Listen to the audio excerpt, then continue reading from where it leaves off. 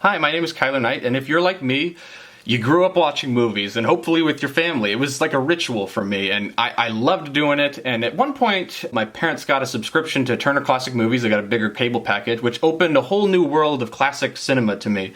All these old movies, and I couldn't differentiate them that well at the time, even though, say, a movie like Mr. Smith Goes to Washington from '39 and Cool Hand Luke from '67 they're both movies about man versus society, and yet I could tell there was something different. I could feel something different, but I couldn't put my finger on it at the time. But then now I've spent years reading books and watching documentaries and watching all sorts of old movies, just absorbing as much as I can because I want to be a filmmaker. Because of all that, now I can pinpoint it. I know the different eras roughly, and I want to give that to you today. That's what I want you to get out of this speech, is I want you to just sort of have a feel for the different eras of filmmaking. This is my illustrated and brief history of Hollywood cinema. The 1890s to the 1920s is the first era, and this is where we have silent film and the birth of sound. One of the earliest filmmakers was the Lumiere brothers. In 1902, they made a trip to the moon, and they had these lavish sets, and they'd shoot the whole thing. It'd be a short film. They'd shoot the whole thing from one shot. The camera wouldn't move at all, but they would be like dancing and doing crazy stuff,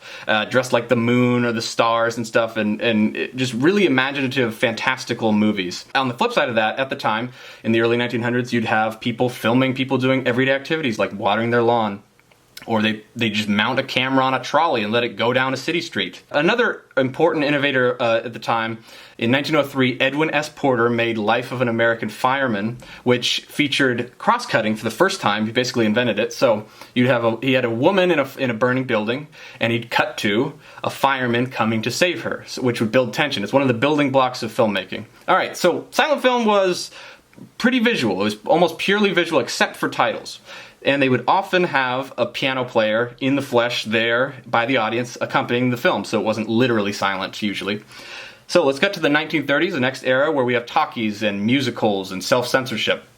So talkies, once movies had sound, they started calling them talkies, and the purely visual side went away, got the axe.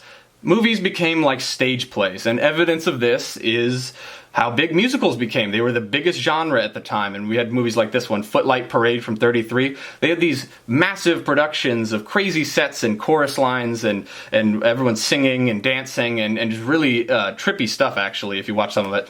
And at the time, they also had self-censorship because the government threatened Hollywood and said, if you don't get your act together and start cutting stuff out of these gangster movies you're making that are too violent, or the sex in your movies, then we're going to do it for you. We're going to take away your freedom of speech. So Hollywood created the Hays Code, or the Motion Picture Production Code. It was actually in effect from 34 to 68, so that's actually a long time. So if your grandparents have ever complained too much bad stuff in movies these days, they didn't have lurid content in movies for decades. So let's cut to the 1940s, where we got color and World War II jingoism, or patriotism. So at this era, you have color and black and white coexisting, and as they did from the 30s to the 60s, which is crazy to think of now. And at the time, you had massive filmmakers like John Ford, who made all these great John Wayne westerns and stuff, making documentaries where he'd go into the battles and film soldiers, and you'd have him be making his normal westerns like My Darling Clementine. And so we cut to the 1950s, we got the Blacklist, television, Hollywood epics, and the world cinema boom. The Blacklist is Joseph McCarthy, a senator who tried to prosecute all these Hollywood filmmakers, claiming that they were communists.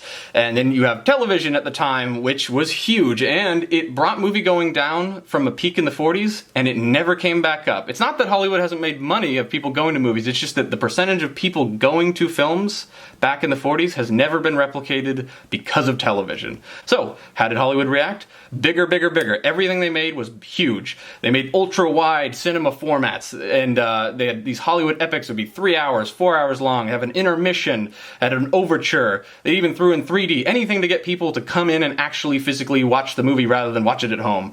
And one of the things they didn't do, though, was take any cues from world cinema that was booming at the time, like the Japanese New Wave and the French New Wave. They're the best examples. They didn't take anything from that because it was experimental, it was lurid, it was taboo stuff. So, the 1960s, though, we have the fall of the studio system and the birth of New Hollywood, because all those studio heads who didn't want anything to do with, Akira Kurosawa and Godard, suddenly they were all dying, and these young filmmakers seized that power vacuum, this opportunity to put all of their passion for world cinema into American filmmaking, which gives us the new Hollywood. You get Bonnie and Clyde, The Graduate, 2001: A Space Odyssey, Easy Rider. These movies had drugs, sex, rock and roll, taboo subjects, experimental editing, and cinematography. And so now that brings us into the 70s, where about half of the 70s was this sort of filmmaking, the new Hollywood, continued and made some of the greatest films of all time that even today, it's just an untouchable era. It's that good. I can't even get into all of it. There's way too many to name, but one of them is like The Godfather, Taxi Driver. Another interesting thing that happened in the 70s is the emergence of the blockbuster. You got Jaws in 75, Rocky in 76, and Star Wars in 77. These movies were so big that people were lining around the block, and that brings us to the modern day, essentially. There's changes like digital and stuff like that, but it brings us to the era of Marvel and massive movies, and that is today's Hollywood. So anyway, hopefully now you will have a better idea of the different eras of film when you see an old movie.